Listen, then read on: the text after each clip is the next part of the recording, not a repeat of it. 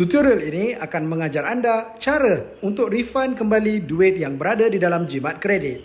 Pertama, pilih jimat kredit. Seterusnya, anda perlu klik di Request Refund. Seterusnya, pilih bank di mana anda akan mendapatkan kembali duit anda.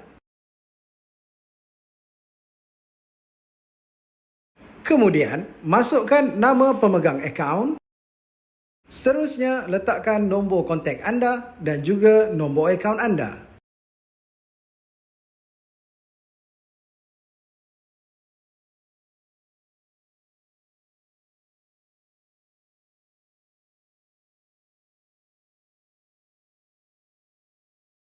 Seterusnya, tekan sekali lagi di Request Refund. Setelah anda hantar, anda perlu tunggu sementara pengembalian dana sedang diproses. Buat masa ini, anda hanya dapat mengirimkan satu permintaan pengembalian dana sehingga permintaan anda telah ditangani.